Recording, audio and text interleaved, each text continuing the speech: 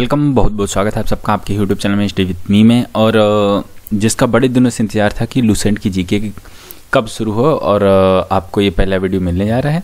Lucent को हम अच्छे से देखेंगे क्योंकि लूसेंट जो है ना एक बेसिक से लेकर टॉप मोस्ट, मतलब अगर आप एक चपरासी से लगाकर यूपीएससी के एग्ज़ाम दे रहे हो, अगर आपने लूसेंट कवर कर रखी है तो आपके जनरल अवेयरनेस जीके के क्वेश्चंस 90% आपको आ जाएंगे। ठीक है, 90% क्वेश्चन आपके लूसेंट से ले लिए जाते हैं क्योंकि लूसेंट जो है बुक ये सीबीएसई बोर्ड की जो आपकी किताबें हैं उनसे ली गई, उनसे बनाई गई। तो इसलिए मोस्टली जो है ना जितने भी एग्जाम है सब इसी से कवर हो जाते हैं।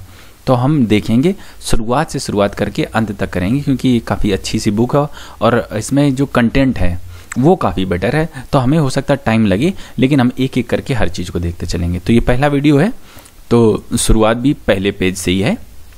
और जो है ना लूसेंट की पहले पेज जो है उसमें इतिहास से शुरुआत होती है, तो हम उसे शुरुआत कर रहे हैं और चलो शुरुआत करते हैं। ठीक है, और देखो ये पेज अपना कौन सा है, फर्स्ट पेज से शुरुआत हो रही है। ठीक है, तो सबसे पहले हम बात कर लेंगे भारत के इतिहास के बारे में। ठीक है, भारत के इतिहास, तो हम पहले यहाँ डाल देते हैं भारत का इतिहास। भारत का इतिहास, ठीक है। तो देखो भारत कहाँ से कहाँ तक फैला है, सबसे पहले देख लो। हिमालय पर्वत से शुरू होता है, उत्तर के हिमालय से शुरू होकर आपका पूरा दक्षिण में कन्याकुमारी तक ये फैला हुआ है, उपमहाद्वीप है। इसे हम भारतवर्ष के नाम से जानते हैं। ठीक है, जिसे महाकाव्य और पुराणों में इसका नाम क्या लिखा गया है, पुराणों में इसे भारतवर्ष के नाम से जाना गया। किस नाम से, भारतवर्ष। ठीक है, इसका मतलब ये भारत का देश, भारत का देश भी इसे कहते हैं। ठीक है, तो भरत नाम के एक राजा थे। ठीक है, तो भारत नहीं, भरत थे, भरत का देश। तो भरत नाम के एक राजा थे, उनके नाम से कुछ लोग कहते हैं इसका नाम पड़ा। ठीक है, तो यहाँ के निवासियों को क्या कहते थे, भारतीयम। ठीक है, लेकिन यूनानियों ने भारत को वो भारत नहीं कह पाते थे, वो इंडिया कहते थे। यूनानियों ने क्या कहा है इसे, यूनानियों ने इसे क्या कहा, इंडिया, इंडिया। ठीक है, तो इंडिया कहा तो यहाँ के लोग कौन हो गए, इंडियन हो गए। इसी तरह आपने मूवी देखी होगी इंडियन, सनी देओल जी की, बड़ी अच्छी थी, मारदाड़ वाली। ठीक है, तो यूनानियों ने इसे क्या कहा, इंडिया कहा, इसलिए यहाँ के लोगों को इंडियन कहा गया। ठीक है, अब देखो जो फिर भारत में क्या हुआ, आक्रमण वगैरह हुए, मुगल लोग आए। ठीक है, तो मुस्लिम जो इतिहासकार थे उन्होंने इसका नाम क्या कहा, हिंद कहा। तो इस तरह इसका नाम, यहाँ के लोगों को हिंद कहा और ये इस देश को क्या कहा, हिंदुस्तान, हिंदुस्तान। तो ये हिंदुस्तान नाम है, ये मुस्लिम जो इतिहासकार रहे हैं, मुस्लिम इतिहासकारों ने ये नाम दिया है हिंदुस्तान, यहाँ के लोगों को हिंदू। ठीक है, तो ये कुछ हो गई मुख्य बातें इसके। ठीक है, अब देखो इसे 3 भागों में बांट दिया गया, प्राचीन भारत, मध्यकालीन भारत और आधुनिक भारत। 3 भागों में कौन कौन से, एक तो प्राचीन भारत, दूसरा मध्यकालीन भारत, तीसरा आधुनिक भारत। ठीक है, तो हम क्रमशः करके देखेंगे। पहले प्राचीन भारत में वेद वगैरह ये सारे पुराने ग्रंथ ले लेंगे, इसी शताब्दी तक लेंगे। मध्य भारत में हमारे जो आक्रमण वगैरह हुए, विदेशी आक्रमण, मुगल सल्तनत, ये सारी चीज़ें मध्य भारत में देखेंगे। और जो है ना आधुनिक भारत में, रिसेंट में अपनी आज़ादी वगैरह, ये सब आधुनिक भारत में कवर करेंगे। तो सबसे पहले बात कर लेते हैं प्राचीन भारत में। ठीक है, तो हम हेडिंग ऊपर क्या डालते हैं, प्राचीन भारत, प्राचीन भारत। देखिए मैं बिल्कुल लूसेंट के हिसाब से चल रहा हूँ। अगर आप लूसेंट का पहला पेज खोलेंगे तो आपको सेम ऐसी चीज़ें मिलती जाएंगी। एक बार ये वीडियो देखने के बाद अगर आपने एक बार किताब देख ली तो आपको जीवन भर के लिए कभी और जीके का सहारा कहीं और जाना नहीं पड़ेगा। वीडियो पढ़ने के बाद एक बार किताब जरूर पढ़ लें आप। ठीक है, तो प्राचीन भारत की बात करेंगे। ठीक है, तो मैं आपसे एक चीज़ पूछना चाहता हूँ कि आपको अगर जो है ना पूछा जाए कि पिछले साल आपने क्या किया, वही तो जो आपने पिछले साल किया वही तो धीरे धीरे इतिहास बनता जाता है। जो आपके पिताजी ने या आपने ऐसे करके पुराना, ये सारी चीज़ें इतिहास से तो बनती जाती हैं। कल की जो चीज़ थी वो सब इतिहास बन गई, आपके परसों की जो चीज़ थी वो इतिहास बन गई। ठीक है, जो निकल गया। तो अगर आपसे पूछा जाए, ये मान लीजिए आप हो कि बताओ भाई तुमने एक साल में क्या किया, पिछले साल में। ठीक है, नया साल आ गया, 2019 शुरुआत हो गई, 2018 में आपने क्या किया, तो आप कैसे देखोगे, आप अपनी व्हाट्सअप हिस्ट्री चेक करोगे व्हाट्सअप से। ठीक है, आप अपना फेसबुक अकाउंट से देख लोगे, ठीक है, आप अपने इंस्टाग्राम अकाउंट से देख लोगे, ठीक है, और आपने अगर कोई लेटर वगैरह लिखा हो उससे देख लोगे, ठीक है।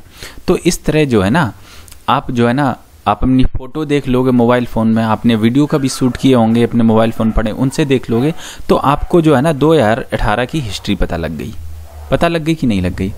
अब लेकिन प्राचीन भारत की अगर हम बात करें तो तब तो व्हाट्सअप नहीं चलते थे, फेसबुक नहीं चलती, इंस्टाग्राम नहीं चलते थे, मोबाइल फ़ोन होता नहीं था, तो तब कैसे लोगों ने, तो अब हम वही देखेंगे कि हमने किन किन चीज़ों से प्राचीन भारत की जानकारियाँ इकट्ठा की। तो सबसे पहले जो चीज़ आती है वो आती है धर्म ग्रंथ,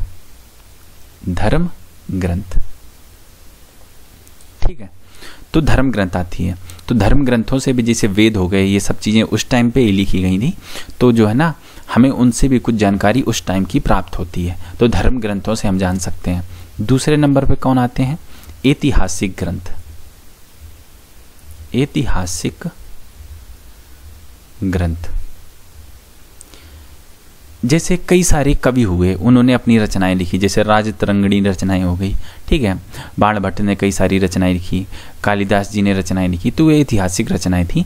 तो उनसे भी हमें उस टाइम के राजा महाराजों, प्रजा का, समाज का, सारी चीज़ों का ज्ञान होता है। तो दो चीज़ों से हम जान गए। और जो है ना घुमक्कड़ प्रजाति जो है ना, ये बड़ी काम की होती है। तो जो घुमक्कड़ लोग आए, मतलब जो विदेशियों ने अपनी पुस्तकों में लिखा, मतलब जो विदेशियों का विवरण है, जो विदेशियों का विवरण, उससे हमें चीज़ें पता लग गई। अब और बताओ, अब जो अपने देश में भी तो कुछ लोग हैं, पुरातत्व विभाग आपने सुना होगा, यूपीएससी से डायरेक्ट वैकेंसी आती है पुरातत्व विभाग में, अभी करीब 3-4 महीने वैकेंसी आई थी पहले, ठीक है। तो साइंटिस्ट टाइप के होते हैं ये लोग भी। तो हमें किससे पता लगता है? चौथे नंबर चीज़ से, पुरातत्व विभाग से, पुरातत्व विभाग से ये सारी चीज़ें हमें, वो लोग रिसर्च करते हैं, फिर हमें जानकारी प्राप्त होती।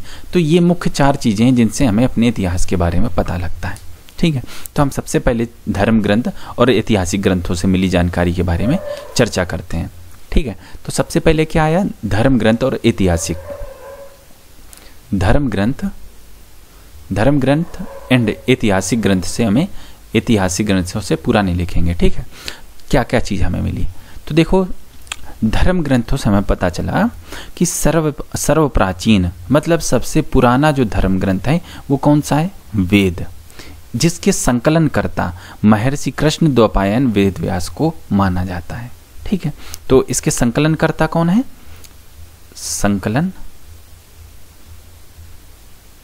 संकलनकर्ता वेद व्यास जी को माना जाता है, वेद व्यास जी को माना जाता है, ठीक है। और ये सबसे प्राचीन है। और ये संदेश किस चीज का देता है? वसुधैव कुटुंबकम, वसुधैव या दावंती, फिर आदि धावंती, वसुधैव कुटुंबकम, ठीक है। तो वसुधैव कुटुंबकम का ये उपदेश देता है, मतलब कि सारा संसार अपना परिवार है, ठीक है। तो कुटुंब, एक संसार को भी कुटुंब परिवार के रूप में मानो, ऐसा संदेश देता है, ठीक है।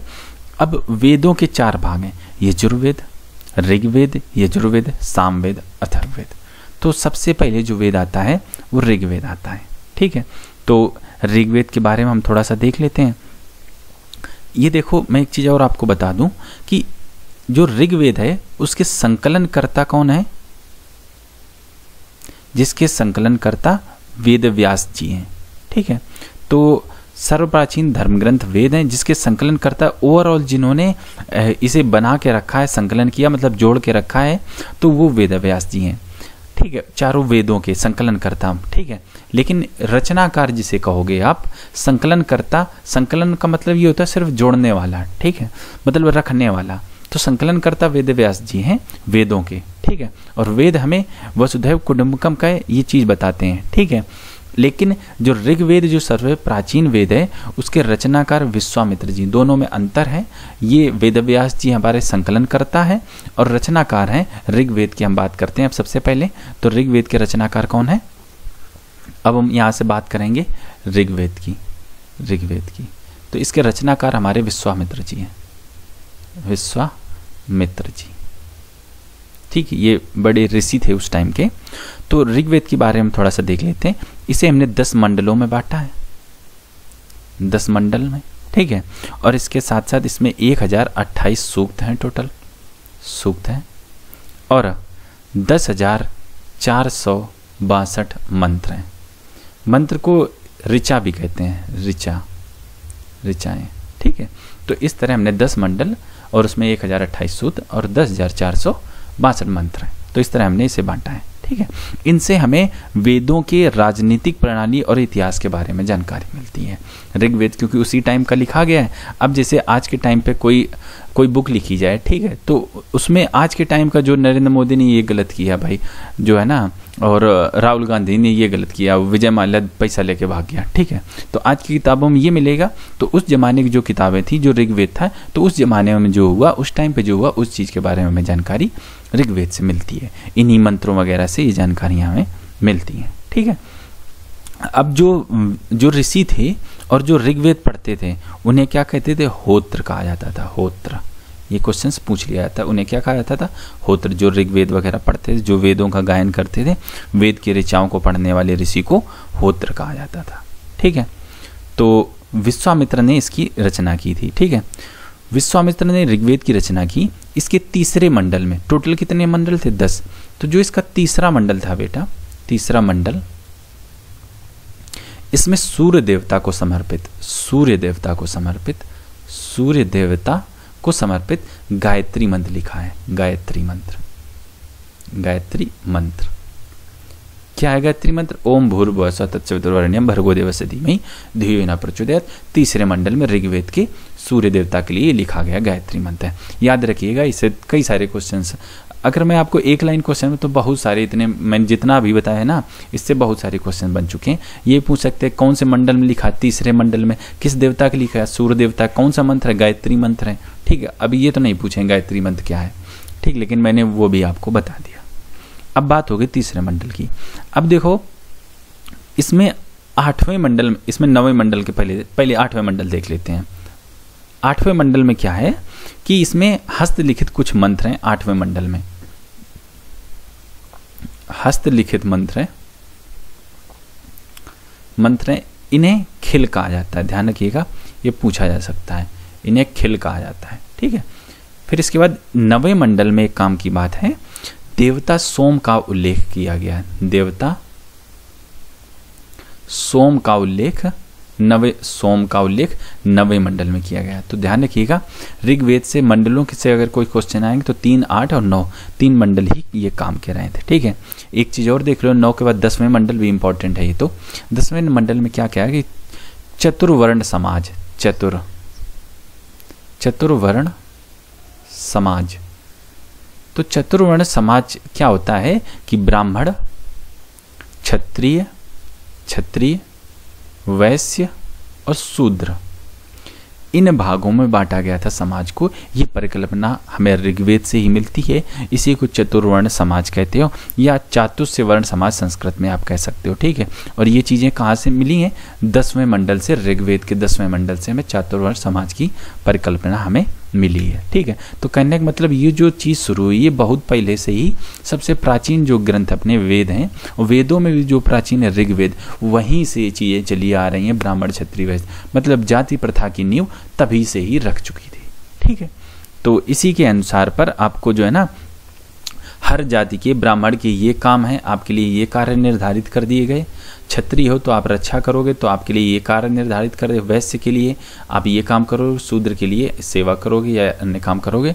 तो सबके लिए काम जो है ना, इसी ऋग्वेद में ही निर्धारित कर दिए गए, ठीक है। तो ये बात इसकी हो गई। अब हम थोड़ा सा और आगे चलते हैं। इसी ऋग्वेद के बारे में आपको बता दें कि आपने एक कहानी सुनी होगी बचपन में, नहीं सुनी होगी तो मैं सुना देता हूँ कि एक बार की बात है, राजा बलि जो है ना, पृथ्वी पर सारे स्वर्ग, पृथ्वी पे भी अपना राज कर लिया, स्वर्ग पे भी अपना राज कर लिया।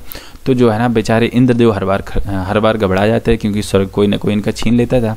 घबरा के विष्णु जी के पास पहुँचते थे। अब विष्णु जी से आग्रह किया कि भाई उसने मेरा स्वर्ग ले लिया, अपना काम कैसे चले। तो विष्णु जी जो है ना, वामन अवतार बन के, वामन मतलब बौना बन के आए। आपने 0 मूवी देखी होगी, शाहरुख खान जी बौने बने, 52 अंगुल वाले। तो ऐसे भगवान विष्णु जी भी 52 मतलब बौने बन के आए।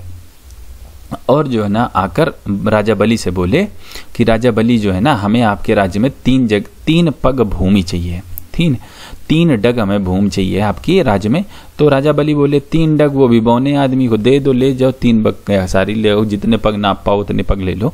तो बोले नहीं, हमें बस 3 पग चाहिए। ठीक है, विश्वामित्र जो उनके गुरु थे उन्होंने मना भी किया, तो लेकिन नहीं माने। बलि जी दानी माने जाते थे, दानी राजा, तो दे दिया, संकल्प दे दिया। अब वामन जी अवतार जी ने अपना शरीर बढ़ाया तो 2 पग में सारी पृथ्वी वगैरह सब कुछ स्वर्ग नाप लिया। कहते हैं आपने 3 का दिया था, आप तीसरा हम कहाँ से नापें? तो बाली जी कहते हैं कि आओ मेरे जो है ना कंधे पर जो है ना आप सर रख के, आप अपना पैर रख के इसे भी नाप लो। तो इस तरह जो है ना ये कहानी जो आती है, ये कहानी सुनाने का मेरा मतलब ये था कि वामन अवतार के 3 पगों की जो व्याख्या है, 3 पदों की जो कथा है, वो ऋग्वेद में ही मिलती है। तो ये जो वामन अवतार वाली कहानी है, वामन अवतार की कहानी,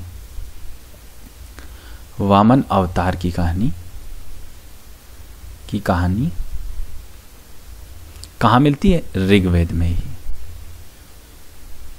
ठीक है, तो ध्यान रहे ऋग्वेद में ही हमें वामन अवतार की कहानी मिलती है। ठीक है, एक चीज और बता दूं कि इसी ऋग्वेद में 250 मंत्र जो है ना इंद्र देवता के लिए है, इंद्र देवता के लिए, और 200 मंत्र जो है ना अग्नि देवता के लिए लिखे गए हैं, अग्नि देवता के लिए। ठीक है, और टोटल मंत्र कितने थे आपको याद? 10,462 टोटल मंत्र थे, जिनमें ये लोग अपना करीब 450 मंत्र इन्हीं 2 लोगों के लिए हो गए, बाकी सबके लिए। ठीक है, तो इस तरह ऋग्वेद से हमें इतनी जानकारी मिलती है। अब हम आगे बढ़ते हैं यजुर्वेद की तरफ। यजुर्वेद से हमें क्या जानकारी मिलती है? तो देखो लाइन खींच देते हैं, यहां लिख देते हैं यजुर्वेद। यजुर्वेद, तो यजुर्वेद जो है ना स्वर पाठ के लिए, मतलब कि मंत्रों तथा बलि के समय नियमों का संकुलन किया गया। मतलब क्या कहने की ये हुआ कि इसमें जो है ना विधि विधानों के बारे में लिखा है। मतलब यजुर्वेद एक तरह की कानून नियम थे, नियम कानून थे। नियम यहाँ लिख देते हैं आगे, नियम कानून थे उस टाइम के। जैसे अभी आपके पास संविधान है, ठीक है, कॉन्स्टिट्यूशन है आपके पास, तो उस टाइम का जो संविधान था वो यजुर्वेद था। उसमें सारे नियम कानून लिखे थे कि किस काम के समय कौन सा मंत्र करो। ये सारी चीज़ें कहाँ से आपको मिलती हैं? यजुर्वेद से। ठीक है, तो आपको कोई यज्ञ करना है, उसका विधि विधान क्या है, नियम कानून उसके क्या है, ये सारी चीज़ें कहाँ से मिलती हैं? यजुर्वेद से। और देखो एक चीज़ इम्पॉर्टेंट है इसकी, वो इम्पॉर्टेंट क्या है कि ये गद्य भाषा में गद्य एवं पद्य दोनों में लिखी गई हैं। ठीक है, अब देखो गद्य का मतलब ना हो तो सीख लो, ना पता हो तो गद्य का मतलब जो सिर्फ लिखा हो, गाया ना जा सके उसे, लेकिन पद्य का मतलब वो लिखा भी है और उसे गाया भी जा सकता है, सॉन्ग। ठीक है, तो अंग्रेजी में से सॉन्ग कह सकते हो। रिटन सॉन्ग देखो लिखा भी तो जाता है और उसे गाया भी जा सकता है, लेकिन कई चीज़ें ऐसी हैं जिसे आप लिख तो सकते हो, जैसे नियम कानून और कई सारी लाइनें लिख दें, लेकिन उसे गा नहीं सकते हो, तो वो गद्य हो गया, और जिसे गा सकते हो वो पद्य हो गया। तो यजुर्वेद दोनों में लिखा गया, गद्य एवं पद्य में। ठीक है, अब बात ये हो गई। अब इसे कैसे याद रखोगे मैं आपको बता दूं, क्योंकि ये जो नियम कानून थे, विधि विधान इसी में लिखे गए हैं। अब हवन करोगे, कोई चीज़ पढ़ तो डालोगे नहीं, मंत्र तो गाए जाते थे, तो इसलिए आप ध्यान रखिएगा ये दोनों में लिखा गया नियम कानून जो है, और इसमें विधि विधान दोनों गद्य और पद्य में है, तभी आप कर सकते हो। पद्य में होगा तभी आप गा सकते हो। ठीक है, तो यजुर्वेद की जो इतनी इंपॉर्टेंट बात थी वो हमने देख ली। अब देखो सामवेद की बात आती है इसके बाद। सामवेद, तो साम इसका मतलब होता है कि वेद में मुख्यतः जो मंत्रों का संकलन होता है। ठीक है, मतलब कि साम का अर्थ होता है गाना। ठीक है, तो इसका मतलब सिर्फ गाना होता है, इसमें गद्य नहीं है, इसमें गद्य नहीं है, इसमें सिर्फ क्या है? पद्य। तो इसमें कुछ ऐसे मंत्र थे जो यज्ञ में गाए जाते थे। ठीक है, तो मोस्टली सॉन्ग इसे कह दो। सामवेद का मतलब सा से सॉन्ग। ठीक है, तो मोस्टली ये क्या सबका सब पद था, और ये यज्ञ वगैरह अगर हो रहे हैं आपके, तो यज्ञ में यही सामवेद के मंत्र गाए जाते थे। ठीक है, और इसे ही हम भारतीय जो अपना भारतीय संगीत है उसका जनक कहते हैं। उसका जनक किसे कहते हैं? सामवेद को लिख लो। सामवेद को ही भारतीय संगीत का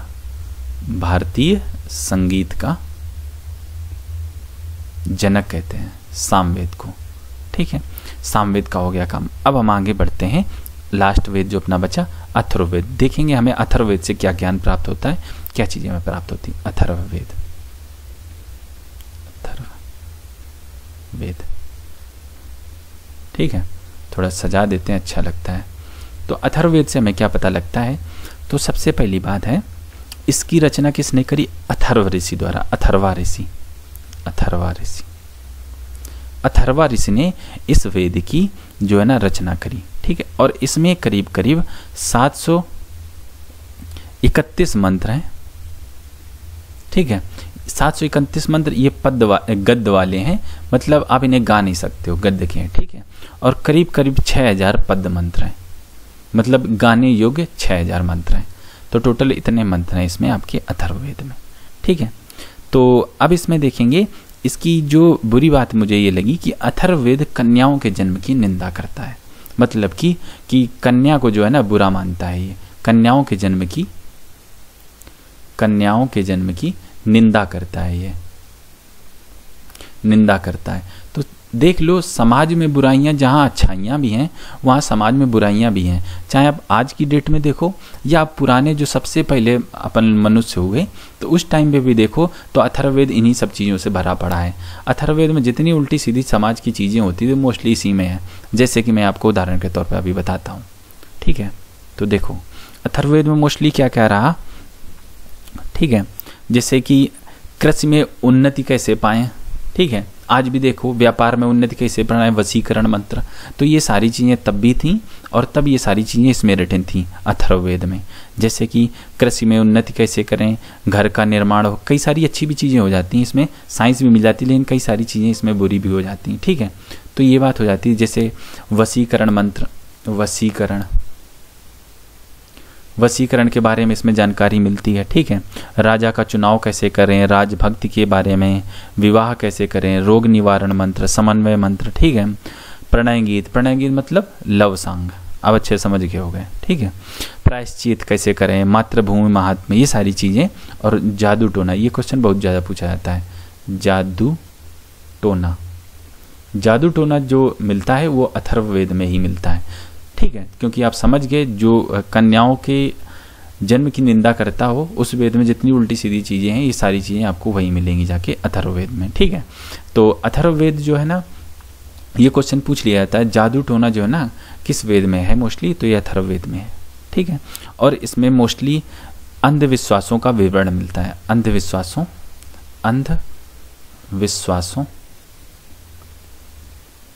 का विवरण मिलता है।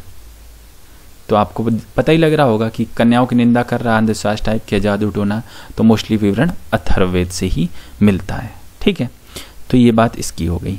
अब हम थोड़ा सा और आपको बताएं कि इसमें जो है ना अथर्ववेद में परीक्षित को कुरुओं का राजा कहा है। परीक्षित का नाम आप सुना होगा, आपने महाभारत अगर सुनी है तो उसमें परीक्षित जी थे, तो परीक्षित जी को कुरुओं का राजा कहा गया था, ठीक है। तो हो सकता है क्वेश्चन पूछा जाए, बट इतना इंपॉर्टेंट इसमें नहीं है, ठीक है।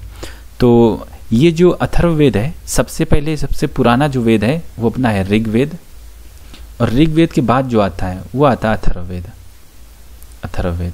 फिर इसके बाद आपके क्रमशः जो वेद बचे वो आते हैं यजुर्वेद और सामवेद, इसके बाद आते हैं। तो ऋग्वेद की रचना सबसे पहले हुई थी, फिर इसके बाद अथर्ववेद की रचना हुई, फिर इसके बाद आपके यजुर्वेद और सामवेद की क्रमशः रचना हुई, ठीक है। अब देखो वेदों के बारे में हमने देख लिया। अब हम आपको बताएं, ये जो वेद थे इसमें संस्कृत भाषा, मतलब काफ़ी गूढ़ संस्कृत लिखी हुई थी, गूढ़ संस्कृत, ठीक। गूढ़ शायद ऐसे नहीं लिखते हैं, अब मैं भूल गया, ठीक है। तो काफ़ी अंदर की संस्कृत लिखी हुई थी, तो इसे समझने के लिए क्या, व्याकरण काफ़ी वैसी थी, ठीक है। तो इसे समझने के लिए वेदांग की रचना की गई, वेदांग, ठीक है। जैसे कि आपको अगर हिंदी पढ़नी है, ठीक है, हिंदी में कुछ लिखा है, पढ़ना है उसे, तो उसके पहले आपको ककारा आना चाहिए, ओलम आनी चाहिए, मात्राएं आनी चाहिए, फिर आप 2 शब्दों का मिलान सीखोगे। बचपन में याद करो, ऐसे ही किया आपने भी, हमने भी ऐसे किया है। 2 शब्दों का मिलान, जैसे राम, ठीक हो गया, सीता, ऐसे शब्दों का मिलान, ठीक। फिर 3 शब्दों का मिलान सीखा, 4 शब्दों का मिलान सीखा, फिर मात्राओं वाले शब्दों का मिलान सीखा, फिर धीरे धीरे आपने हिंदी की कविता की, कहानी की एक एक लाइन पढ़ना शुरू किया। ठीक है, तो ऋग्वेद में बड़ी घड़ी संस्कृत लिखी थी इसमें, तो काफ़ी अच्छी संस्कृत थी, तो लोगों के समझ में नहीं आ रही थी, तो उसे समझाने के लिए वेदांगों की रचना हुई। 6 वेदांगों की रचना हुई, मैं एक एक करके आपको बता देता हूँ। सबसे पहले शिक्षा, दूसरा ज्योतिष, ठीक है, ज्योतिष। फिर इसके बाद आपका आता है कल्प, फिर इसके बाद आती है व्याकरण, फिर आता है निरुक्तक, फिर आता है छंद। तो इस तरह की 6 चीज़ों के निर्माण हुए जिन्हें वेदांग कहा गया, जिससे कि जो है ना वेद आप पढ़ सकते हैं। ठीक है, तो इस तरह वेदांग के बारे में हमने बातें कर ली। ठीक है, अब इसके बाद जो है ना वेद हो गए, वेद के बाद नंबर आता है पुराण का। पुराण इतनी फेमस क्यों है मैं आपको बताऊं। आपने देखो पढ़ी होगी तो आपने कभी वेद नहीं पढ़ी होगी। मेरा दावा है कि मोस्टली 100 में से जो मेरा वीडियो देख रहे हैं उन 99 लोगों ने वेद नहीं पढ़ी है, हालांकि मैंने भी नहीं पढ़ी। ठीक है, लेकिन थोड़ा थोड़ा वीडियो मैंने देखे हैं, तो मोस्टली लेकिन लोगों ने पुराणे सुनी है।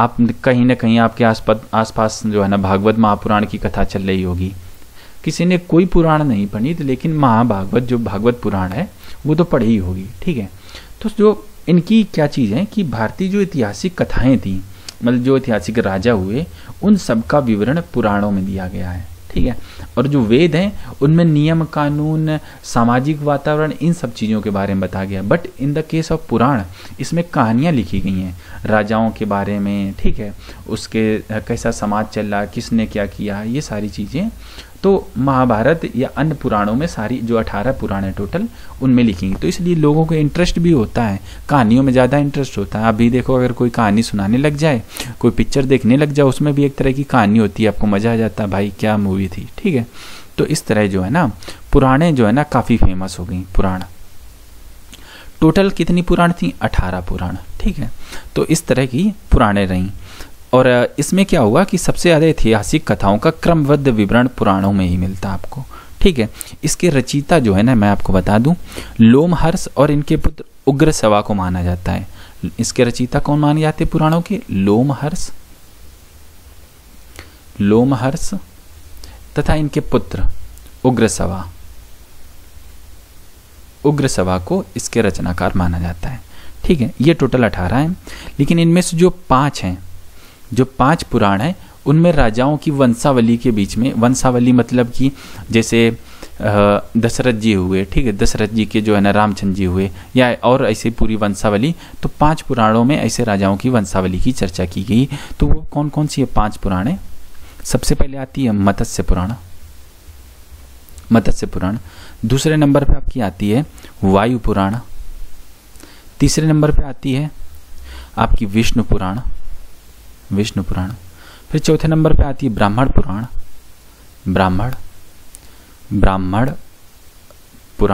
फिर 5वें नंबर पे आपकी आती है भागवत महापुराण। ठीक है, भागवत इसे तो आपने सबने सुना होगा। ठीक है, तो ये जो 5 पुराण है इसमें राजाओं की वंशावली के बारे में चर्चा की गई है इन 5 पुराणों में। और सबसे प्राचीन पुराण कौन सी है?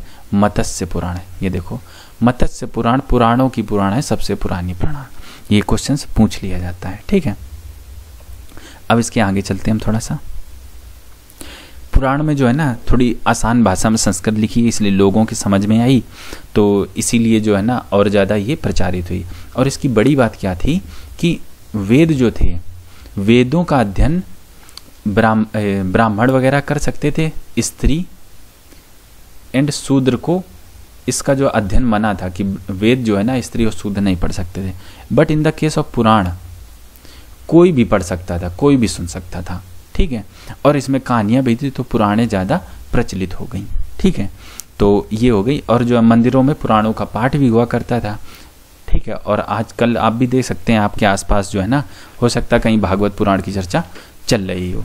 तो इस तरह पुराण जो है ना ज़्यादा लोगों के संपर्क में आई, लोगों ने इसका अध्ययन वगैरह ज़्यादा किया। ठीक है, तो इस तरह हमारी जो जानकारी हो गई, हमने जाना कि वेद से हमें क्या क्या मिल गया और पुराणों से हमें क्या क्या चीज़ें मिली।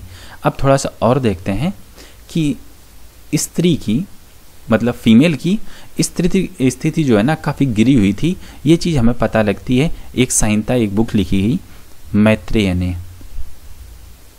मैत्रेयनी संहिता। इससे जो है ना स्त्रियों की दीन दशा के बारे में जानकारी प्राप्त होती है। इसमें लिखा गया है कि स्त्री को जुआ और शराब की भांति यूज किया जाता था, ठीक है। उन्हें इससे ज़्यादा उन्हें मान्यता नहीं दी जाती थी, ठीक है। तो ये बात है, ये काफ़ी गलत बात है, लेकिन इस पुस्तक में ऐसे ही लिखा, तो मतलब ऐसा होता रहा होगा, ठीक है। तो ये चीज़ें कुछ अभी तक चली आ रही हैं, आप भी देख सकते हो, ठीक है। तो लेकिन इसी के साथ में ही मैं आपको एक चीज़ और बताऊं कि शतपथ ब्राह्मण उसी टाइम की एक रचना है, उससे थोड़ा बात की है ये। तो इसमें स्त्री को पुरुष की अर्धांगिनी कहा गया है, स्त्री को पुरुष की अर्धांगिनी कहा गया। तो यहाँ पर स्त्री को एक अच्छा पद दिया जाता है, सम्मानीय पद दिया जाता था, ठीक है। तो जहाँ अगर कुछ गड़बड़ है तो अच्छाइयाँ भी हैं कुछ ना कुछ, ठीक है। अब देखो सबसे पुरानी स्मृति है मनुस्मृति, ठीक है। इससे भी हमें बहुत जानकारियाँ प्राप्त होती हैं, ठीक है। और फिर आगे बुद्ध धर्म का साहित्य, बुद्ध साहित्य हो गया, जैन धर्म का साहित्य, जैन साहित्य हो गया। तो इन साहित्यों से भी हमें उस टाइम की जानकारी प्राप्त होती है, ठीक है। और जो है ना अर्थशास्त्र के लेखक है हमारे चाणक्य, जिन्हें जो ना विष्णुगुप्त या कौटिल्य के नाम से जाना जाता है। इन्होंने अर्थशास्त्र की पुस्तक लिखी, अर्थशास्त्र की। तो ये मौर्य काल में थे, तो मौर्य काल की सारी जानकारियाँ जो है ना हमें अर्थशास्त्र की पुस्तक से प्राप्त होती है, ठीक है। एक और हमारे कवि थे कल्हड़ जी की रचना है, काफ़ी फेमस है। कल्हड़ जी की रचना है राजतरंगिणी, ठीक है। तो इसमें मोस्टली जो है ना कश्मीर के बारे में इन्होंने लिखा है, कश्मीर के बारे में। तो यहाँ से हमें कश्मीर वगैरह के बारे में अच्छी जानकारी प्राप्त होती है, कश्मीर का इतिहास हमें प्राप्त होता है, ठीक है। इसके बाद जो है ना एक हमारे संस्कृत के विद्वान रहे हैं पाणिनि जी, तो इन्होंने एक बुक लिखी है अष्टाध्यायी, संस्कृत भाषा व्याकरण की प्रथम पुस्तक है। तो इससे भी जो है ना मौर्य युगीन राजनीतिक व्यवस्था की जानकारी प्राप्त होती है, ठीक है। अष्टाध्यायी से भी पाणिनि ने लिखी। कई बार क्वेश्चन में डायरेक्ट यही पूछ लेता है कि अष्टाध्यायी जो है ना ये पुस्तक किसने लिखी गई है, ठीक है। तो इसके बाद एक और आपके पुस्तक में बताना चाहूँगा, इसके बाद गार्गी संहिता एक पुस्तक है, गार्गी संहिता, ठीक है। इसे लिखा है कात्यायन जी द्वारा, ठीक है। ये काफ़ी फेमस पुस्तक है, ये कई सारे एग्जामों में पूछी जा सकती है। इसमें किसके बारे में बताया गया है, ये मोस्टली एक ज्योतिष ग्रंथ है, ज्योतिष ग्रंथ है, ठीक है। तो ज्योतिष ग्रंथ के बारे में इसमें बताया गया है, ठीक है। तो इस तरह जो है ना एक चीज़ और देख लो, पतंजलि काफ़ी फेमस है। जो पतंजलि है, तो ये एक ऋषि रहे थे पतंजलि द्वारा। तो इन्होंने जो अपनी बुक लिखी पतंजलि, ठीक है। तो ये पुष्यमित्र शुंग के पुरोहित थे। तो इन्होंने जो है ना शुंग के काल की जो भी चीज़ें, उसका सामाजिक वातावरण रहा, तो उसके इतिहास का पता लगता है पतंजलि द्वारा लिखी हुई बुकों से, ठीक है। तो इस तरह जो है ना हमने आपको बताया कि जो हमारे पुराना वेद ग्रंथ हैं, जो हमारे धर्म ग्रंथ हैं और जो हमारे ऐतिहासिक ग्रंथ हैं, उनसे हमें क्या और कैसी जानकारियाँ मिलती हैं, ठीक है। अब इसके बाद हम अगले वीडियो पे चर्चा करेंगे, किस पर चर्चा करेंगे कि जो विदेशी आए हमारे यहाँ, ठीक है, उनसे हमें क्या प्राप्त हुआ, जो हमारे पुरातत्व हैं, पुरातत्व विभाग से उससे हमें क्या जानकारी मिली, ठीक है। तो इनसे हमें क्या जानकारियाँ मिली, ये हम कृपया अलग अलग वीडियो में देखेंगे, क्योंकि जो है ना वीडियो फिर बहुत लंबे हो जाएंगे, ठीक है। तो और ये हम इस तरह हम कहाँ गए हैं, हम लूसेंट के पेज नंबर 2 पर आ चुके हैं। अब इसी पेज नंबर 2 से हम फिर से अगले वीडियो में कंटिन्यू करेंगे। और देखो भाई, मेहनत इसमें अच्छी हो रही, तो लाइक तो ज़रूर दीजिएगा और वीडियो शेयर ज़रूर कीजिएगा, ठीक है। तो उम्मीद करता हूँ आपको पसंद भी आया होगा, चीज़ों को समझ में आया होगा। कुछ पूछना चाहते हो आप कमेंट कर सकते हो, ठीक है। ये शिक्षा है, आपको जो है ना इतिहास में बड़ा कुछ सिखाती है।